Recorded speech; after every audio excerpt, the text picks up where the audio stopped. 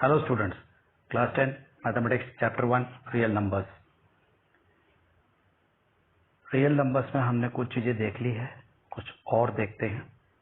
यह है कुछ प्रैक्टिकल बेस्ड एचसीएफ का question.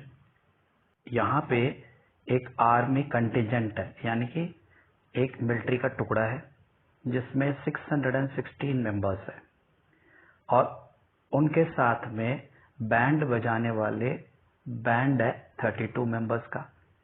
The two groups are to march the same number of column। मतलब 32 जनों का एक ग्रुप है, 616 का एक ग्रुप है। ये जितने कॉलम में चलेंगे उतने ही कॉलम में ये भी चलेंगे। तो ये मैक्सिमम कॉलम कितना बन सकता है, ये हमें निकालना है। तो इसमें मैक्सिमम नंबर ऑफ कॉलम्स पूछा है, तो हमें एचसीएफ निकालना है। ठीक है, हमें निकालना है एचसीएफ 616 और 32 का। तो 660 32 1 टाइम्स 32 कितना बचा? 64 होता तो 2 टाइम्स आता, 61 ही है यहाँ पे, 64 नहीं है, तो यहाँ बच गया 296। ठीक है, 32 इंटू 9 कितना आएगा? 288। तो यहाँ बच गया हमारे पास रिमाइंडर 8। क्या बच गया? 8 बच गया। अब उस 8 को लेके इस 32 अंदर ले आएंगे हम, तो ये आ गया 32, ये 4 से डिवाइड हुआ 32, तो यहाँ पे जो भी आया वो हमारा क्या है? एचसीएफ। हमारा एचसीएफ है 8। आप चाहो तो दूसरे तरीके से भी प्राइम फैक्टराइजेशन से भी निकाल सकते हो। तो यहाँ पे आ गया 8, एचसीएफ इज 8, यानी कि दोनों ग्रुप मैक्सिमम 8 कॉलम में जाएंगे, 8 कॉलम।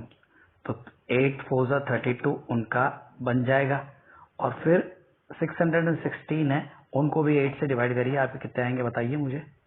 616 डिवाइडेड बाय 8, 8 7 56, 56 तो 77। तो ये 4 रोज में जाएंगे और ये 77 रोज में जाएंगे। कॉलम लेकिन सबका 8 ही रहेगा। पढ़ते हैं फंडामेंटल थ्योरम ऑफ अर्थमेटिक। वैसे तो आप लोग ये जानते हो पहले से ही, कोई भी नंबर आपको अगर दिया जाए तो उसके फैक्टर्स आपको निकालने आते हैं। जैसे 140 दे दिया तो 140 के फैक्टर्स आपको निकालने आते हैं। 2 7 2 35 5 7 7 1। तो इस तरीके से हम प्राइम फैक्टर्स निकालने आते हैं हमें। और ये प्राइम फैक्टर्स 140 के मैंने निकाले। फॉर एग्जाम्पल मैंने 140 के क्या निकाले? 2 इंटू 2 इंटू 5 इंटू 7। 140 के मैंने निकाले 2 इंटू 2 इंटू 5 इंटू 7। ठीक है, ये निकाले। अब ये ऑर्डर तो चेंज हो सकता है, ये 2 आगे पीछे हो सकता है, क्योंकि मल्टीप्लिकेशन आप आगे चेंज करो, ऑर्डर चेंज करो तो कोई फर्क नहीं पड़ता। ऑर्डर तो चेंज हो सकता है, लेकिन ये तो दुनिया में कहीं पे भी बैठ के कैसे भी निकालो, 140 के फैक्टर्स तो यही आने हैं, सिर्फ और सिर्फ इनका ऑर्डर चेंज हो सकता है। यही हमारा फंडामेंटल थ्योरम अर्थमेटिक कहता है। तो every composite number can be expressed as a product of primes and their factorization is unique except for the order in which the prime factor occurs। तो यही हमारा फंडामेंटल थ्योरम अर्थमेटिक कहता है। अब composite number क्या होता है? Composite number कोई भी नंबर ले लीजिए, जैसे मैंने लिया से 6, 2 इंटू 3। अगर यहाँ पे 2 फैक्टर्स आप लिख सकते हो, 2 प्राइम फैक्टर्स अगर मल्टीपल में लिख सकते हो, तो इसको मैं कहूंगा कंपोजिट नंबर। अगर नहीं लिख पा रहे हो, then it is not a composite number, then it is a prime number. ठीक है, तो कंपोजिट नंबर और प्राइम नंबर में डिफरेंस समझ में आ गया। तो every composite number can be expressed as a product of prime numbers. तो प्रोडक्ट ऑफ प्राइम नंबर्स में आप लिख सकते हो। This factorization is unique. ये यूनिक रहेगी। ये दुनिया में 140 का मैंने निकाला तो 2 इंटू 2 इंटू 5 इंटू 7 रहेगा। ये 140 के लिए यूनिक है, ये इसके लिए ही बना हुआ है और कोई फैक्टर इसमें न तो जुड़ेगा न कम होगा। अगर ये फैक्टर आता है तो 140 का ही रहेगा ये, और किसी का नहीं हो सकता। तो it is unique in nature for the order in which the prime factor occurs. बस इतना सा है कि ऑर्डर चेंज कर सकता है। ये हो सकता है 5 इंटू 2 इंटू 2 इंटू 7 हो जाए, या फिर 7 बीच में आ जाए, 2 यहाँ चला जाए। इस तरीके से ऑर्डर चेंज हो सकता है, बट इनके प्राइम फैक्टर्स चेंज नहीं होंगे। ठीक है, चलिए इस पे बेस्ड क्वेश्चन देखते हैं। प्राइम ये आ गया 140 का। अब 156 का हम निकाल लेते हैं। 156 का क्या आएगा, 2 से किया 7 और 8, फिर 2 से किया 3 9, फिर 3 से किया 13 प्राइम फैक्टर आ गया, तो वापस करूंगा तो 13 से करना पड़ेगा। देयरफॉर 2 इंटू 2 इंटू 3 इंटू 13, तो 2 इंटू 2 इंटू 3 इंटू 13 आ गया। इसी तरीके से हम 234 का भी निकाल सकते हैं। तो 234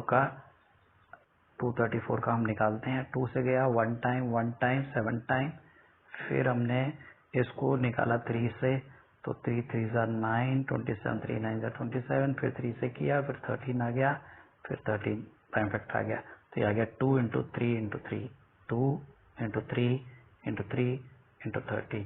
तो ये हमारे प्राइम फैक्टर्स आ गए। इसको आप चाहो तो फैक्टर ट्री में भी लिख सकते हो। 156, ठीक है, इसको लिखा 278, फिर इसका लिखा 239, फिर इसका लिखा 313।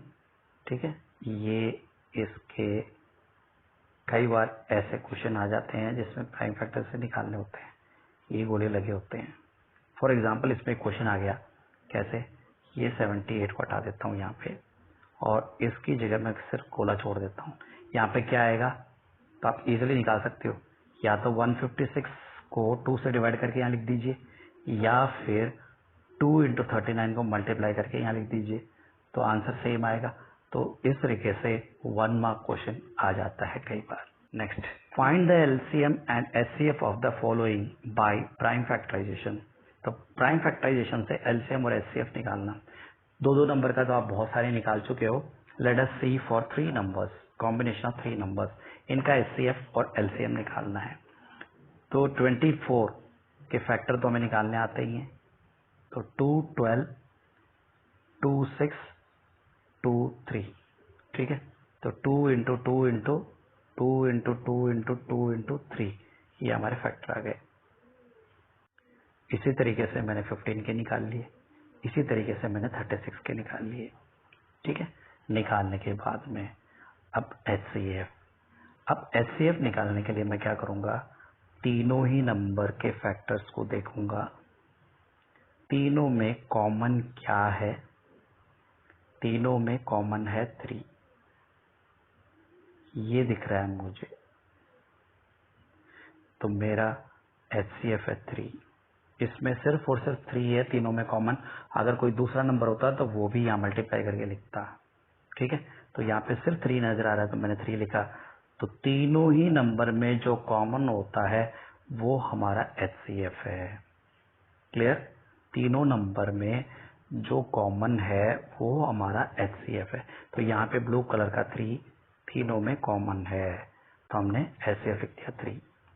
नेक्स्ट हम बात करते हैं एलसीएम की। एलसीएम में तीनों में कॉमन देखा हमने लिख दिया।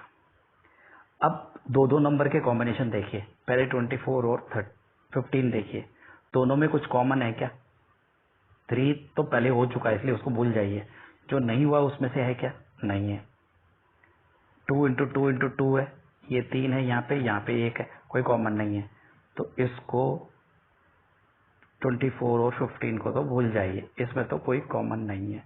तो नेक्स्ट हम देखते हैं 15 और 36 में। 15 और 36 में भी कोई कॉमन नहीं है, यहाँ पे सिर्फ 5 है, यहाँ पे 2 इंटू 2 इंटू 3 है, तो कॉमन कुछ नहीं है यहाँ पे भी, तो इसको भी भूल जाइए। अब हम देखते हैं 24 और 36 में क्या है यहाँ पे कॉमन? बिल्कुल है 2 ऐसा 2 दोनों में कॉमन है, लिख दिया हमने। फिर ये 2 भी कॉमन है, चलो ये भी लिख दिया हमने। अब कुछ है क्या? नहीं है। तो ये तो 2 2 के कॉम्बिनेशन में हमने देख लिया। पहले 24 और 15 का देखा, फिर हमने 15 और 36 का देखा, फिर हमने 24 और 36 का देखा। इसमें कोई कॉमन था नहीं, इसमें कोई कॉमन था नहीं, इसमें से हमने लिख दिया कॉमन। अब सिंगल बचे हुए नंबर्स जो व्हाइट कलर के हमें नजर आ रहे हैं वो सिंगल बचे हुए हैं, यानी कि यहाँ पे एक 2 बच गया तो हमें 2 लिख लेना है, यहाँ पे एक 5 बच गया हमें 5 लिख लेना है, यहाँ पे 3 बच गया हमें 3 लिख लेना है। तो इस तरीके से सारे नंबर हमने लिख दिए। अब इनको मल्टीप्लाई करके जो आंसर आएगा that will be my LCM. तो एलसीएम में क्या करना है? पहले तीनों का कॉमन, फिर दो दो का कॉमन, फिर सिंगल टर्म बचे हुए, सारों को मल्टीप्लाई कर लेना है, that will be your LCM. HCF तीनों में जो कॉमन आएगा वो एचसीएफ। एक और एग्जांपल देखते हैं।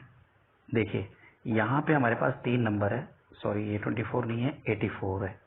तो 84, 90 और 120 तीनों के फैक्टर्स हमने निकाल लिए। तीनों के फैक्टर्स हमने निकाल लिए तो 84 के आ गए, सपोज मैं 84 का निकाल के बता देता हूँ, 2, 42, 2, 21, 3, 7, 7, 1 आ जाएगा। तो हमारे फैक्टर है 2, फिर एक 2, फिर 3, फिर 7। तो इस तरीके से मेरे 84 के सारे फैक्टर्स आ गए। इसी तरीके से मैं बाकी के भी फैक्टर्स निकाल लिए, 90 और 120। ये आपको आता है इसलिए मैं ज़्यादा एक्सप्लेन करने की कोशिश नहीं करूंगा, ठीक है। अब तीनों में से मुझे एचसीएफ निकालना है। एचसीएफ में तीनों में कॉमन देखते हैं, हम जानते हैं, तो तीनों में कॉमन देखा। ये 2 एक तो कॉमन, एक ये 3 कॉमन नजर आ रहा है, तो हमने इसमें से 2 लिख लिया, इसमें से 3 लिख लिया। यहाँ पे 2 और 3 आ गया मेरा एचसीएफ 6, ठीक है। 2 × 3 6, दिस इज माई एचसीएफ। तो तीनों नंबर में कॉमन थे, उनको एक बार लिखा, मल्टीप्लाई किया, that is my HCF. Next LCM देखते हैं। तीनों में कॉमन देखते हैं, अगेन 2 और ये 3, इनको हमने एक बार लिख लिया, तीनों के कॉमन लिख लिए। अब दो दो के कॉमन देखने हैं हमें, तो पहले हम 84 और 90 का कॉमन देखते हैं। कुछ कॉमन है? कुछ भी नहीं है कॉमन। ये 2 तो हम पहले लिख चुके हैं इसलिए लिखने की जरूरत नहीं है, 3 भी हम लिख चुके हैं इसलिए लिखने की जरूरत नहीं है। अब 2 और 3 और 7 और 5 में कोई कॉमन नहीं है, therefore no common between 84 and 90, ठीक है। चलिए नेक्स्ट हम देखते हैं 90 और 120 के बीच में। 90 और 120 के बीच में यहाँ पे 2 हम लिख चुके हैं, 3 हम लिख चुके हैं, और कुछ कॉमन है क्या? यस है, 5 है कॉमन, तो हमने लिख लिया 5। और कुछ है कॉमन? नहीं है, इसमें कुछ कॉमन नहीं है। चलिए इसमें एक कॉमन हमने लिख लिया। अब हम देखते हैं 120 और 84 के बीच में। 120 के बीच में ये 2 हम लिख चुके हैं दोनों में कॉमन, ये 3 हम लिख चुके हैं कॉमन, ठीक है। अब ये 2 कॉमन नजर आ रहा है तो ये 2 लिख लीजिए, लिख लिया। अब कुछ है क्या? नहीं है। अब जो बचा हुआ व्हाइट कलर का है ये सिंगल टर्म लिख लीजिए। ये 7 लिखना है हमें, इसमें से लिख दिया। ये 3 लिखना है हमें, ये लिख दिया। ये 2 लिखना है हमें, ये 2 लिख दिया। तो सारे टर्म्स लिख दिए हमने। अब हम मल्टीप्लाई कर लेंगे, ठीक है। मल्टीप्लाई करने से हमारे पास आंसर आ जाएगा 2520। इन सबको मल्टीप्लाई करूंगा तो मेरा आंसर आ जाएगा 2520। तो मेरा एचसीएफ है 6 और एलसीएम है 2520। अच्छा एक बात और ध्यान रखना, मान लीजिए आपको बोल दिया जाए कि 13 और 17 में कॉमन फैक्टर निकालिए, तो दोनों में कोई कॉमन फैक्टर है ही नहीं, तो आप क्या निकालोगे? कुछ नहीं निकाल सकते। तो इसका आ जाएगा कॉमन फैक्टर 1, और इस कॉमन फैक्टर को हम एचसीएफ कहते हैं, हम जानते ही हैं। तो HCF of 2 prime number is always 1। An example, to find the LCM and HCF of the following and verify that LCM into HCF is equal to product of two numbers. Very very important question. यहाँ पे 90 और 144 दे रखा है, तो HCF और LCM तो हमें निकालना आता है. ये फैक्टर्स निकाल लिए हमने.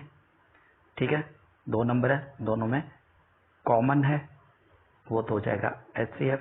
दोनों में कॉमन 2 है और दोनों में कॉमन ये 3 है और एक ये भी 3 है, तो ये हो गया आपका HCF. 3 इंटू 3 9, 9 इंटू 2 18, 18 आ गया HCF. ठीक है, अब हमें निकालना है LCM. तो तीनों कॉमन तो हम एक बार लिख ही देंगे इसमें. अब बचा हुआ 5 लिख दिया हमने, फिर 3 बार 2 हमने लिख दिया. तो इसको मल्टीप्लाई करने से हमारे पास आंसर आ गया 720. तो ये हो गया हमारा LCM. तो LCM आ गया, HCF आ गया. अब हम इन दोनों को मल्टीप्लाई करेंगे, HCF into LCM left hand side के लिए, और इन दोनों को मल्टीप्लाई करेंगे राइट हैंड साइड के लिए, और दोनों बराबर आ रहे हैं क्या चेक करेंगे. तो ये हम कैसे करते हैं देखते हैं. देखिए, हमने पहले LCM और HCF को मल्टीप्लाई किया है यहाँ पे 18 इंटू 720, तो इसका आया 12960. ठीक है, इन दोनों को मल्टीप्लाई करोगे 12960. हमने HCF LCM किसका निकाला था, 90 और 144 का. इन दोनों को मल्टीप्लाई किया तो भी मेरे पास आंसर क्या आया, 12960. Therefore this is equal to this one, hence verified.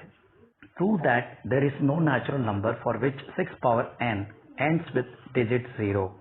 ये फंडामेंटल थ्योरम ऑफ अर्थमेटिक पे बेस्ड क्वेश्चन है. Prove that there is no natural number for which 6 power n ends with digit 0. तो 6 पावर n की value natural number है, या natural number start होता है 1 से, 1 2 3 4. तो यानी कि 6 की पावर 1 हो सकती है, 6 की पावर 2 हो सकती है, 6 की पावर 3 हो सकती है. तो 6 पावर 1 इज 6, 6 पावर 2 इज 36. यहाँ पे जो लास्ट डिजिट आ रहा है ये 0 कभी आ सकता है क्या, ये पूछ रहा है.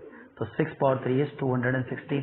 तो इस तरीके से लास्ट में कभी भी 0 आ सकता है क्या, ये चेक करना आपको.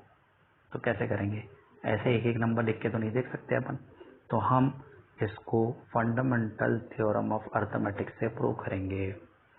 तो कोई भी पॉजिटिव इंटीजर अगर 0 से एंड करता है तो वो 2 और 5 से डिविजिबल होना चाहिए. फॉर एग्जाम्पल कोई भी नंबर ले लीजिए, 10 ले लिया हमने, लास्ट में 0 आ रहा है, तो इसको 2 से डिवाइड करूंगा तो 5 2 10, 0 आ जाएगा. ठीक है, अगर मैं इसको 5 से डिवाइड करूंगा तो भी 0 आ जाएगा. यानी कि लास्ट में 0 आ रहा है तो ये 5 से भी डिवाइड हो रहा है और 2 से भी डिवाइड हो रहा है. चलिए एक और एग्जांपल ले लेते हैं. फॉर एग्जांपल मैंने ले लिया से 120. चेक करता हूँ क्या ये 2 से डिविजिबल है क्या. 12 0 0 आ गया 0. यस हो रहा है भाई. 120 को मैं 5 से भी करके देख लेता हूँ. 5 5 2 10 20, 5 4 20, 0 हो रहा है. मतलब जब भी लास्ट में 0 आता है कोई भी नंबर में तो वो 2 और 5 से डिविजिबल होता है. ठीक है, होना चाहिए तभी वो लास्ट में 0 आएगा. इसका मतलब ये हुआ, और कोई नंबर से वो डिवाइड हो चाहे नहीं हो, लेकिन 2 और 5 से जरूर डिवाइड होगा. अगर इन दो से होता है तो उसकी लास्ट में डिजिट 0 आने की संभावना है. संभावना नहीं है, होगा पक्का. ठीक है, तो so it's prime factorization must contain the prime factor 5 और 2. ठीक है, अगर मैंने दो नंबर लिए थे, 10 लिया था, 120 लिया था, इसके फैक्टर क्या है, 2 इंटू 5 है. इसके फैक्टर क्या है, 2 इंटू 2 इंटू 3 इंटू 2 इंटू 5. अब इसमें 2 और 5 तो आ ही रहा है, इसके अलावा क्या आ रहा है अपने को मतलब नहीं है. इसका मतलब ये 2 से डिविजिबल है, ये 5 से डिविजिबल है. इसका मतलब ये भी 2 से डिविजिबल है, 5 से डिविजिबल है. यानी कि इनके प्राइम फैक्टराइजेशन में 2 और 5 तो आएगा ही आएगा. अगर लास्ट में 0 है तो प्राइम फैक्टर्स में 2 और 5 तो आएगा ही आएगा. तो so it's prime factor must contain the prime factor 5 and 2. ठीक है, तो अब हम चेक करते हैं, ये चीजें हमें समझ ली. अब हम चेक करते हैं 6 पावर n का. 6 पावर n का मैं प्राइम फैक्टर निकालता हूं तो n तो n ही रहेगा. 6 के फैक्टर निकालता हूं तो 2 इंटू 3 आएगा. तो इसमें 2 तो है, 5 नहीं है. और फंडामेंटल थ्योरम ऑफ अर्थमेटिक कहता है कि इसके प्राइम फैक्टर कभी चेंज नहीं हो सकते, ये तो यूनिक है, इसके अलावा कुछ आ भी नहीं सकता न चेंज हो सकता। तो यानी 6 power n has only factor of 2 and not 5। 2 तो है, 5 नहीं है। There is no other prime in 6 power n, इसके अलावा कुछ हो ही नहीं सकता by the uniqueness of fundamental theorem of arithmetic.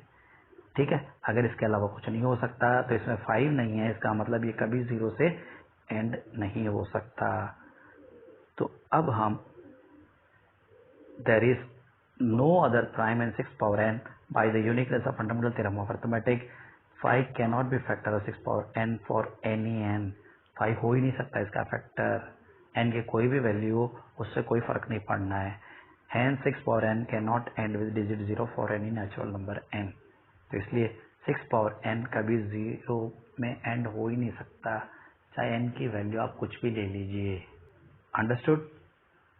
तो ये आपके एक्सरसाइज 1.2 का 5th क्वेश्चन है, देख लीजिए। Next question, explain why 7 into 11 into 13 plus 13 is a composite number। अब composite number तो हम जानते हैं, a number which is a multiple of 2 or more prime numbers। तो यहाँ पे ये प्रूव करना है कि ये 2 या 2 से ज्यादा प्राइम नंबर्स का मल्टीपल है। तो हमने 13 लिया कॉमन दोनों में, उसको बाहर निकाल दिया। तो निकालने के बाद यहाँ बचा 7 into 11 और यहाँ बचा 1। ठीक है, अब 7 into 11 77 प्लस 1 ये 1, तो 77 प्लस 1 इज 78। अब 78 के मैंने फैक्टर्स निकाल लिए। 78 के फैक्टर्स हैं 2, 39, फिर मैंने 3 से डिवाइड किया 13, 13 से डिवाइड किया 1, तो मेरे फैक्टर आ गए 2 into 3 into 13। एक 13 पहले से ही था। तो अब यहाँ पे 3 प्राइम नंबर है, therefore this is a multiple of 2 or more prime numbers, hence it is a composite prime number। ठीक है, this is not a composite prime number, just composite number। ठीक है, यहाँ से गलती से प्रिंट हो गया composite number by the uniqueness of fundamental theorem of arithmetic। तो फंडामेंटल थ्योरम ऑफ अर्थमेटिक क्या कहता है, क्या गारंटी लेता है कि इसके अलावा कोई फैक्टर हो नहीं सकते। तो मतलब ये तो गारंटी है कि 2 या 2 से ज्यादा तो इसमें होंगे। अगर गारंटी ले रहा है तो ये क्या हो गया, कॉम्पोजिट नंबर हो गया ये। With that this topic comes to an end, we shall meet in a new video with a new topic.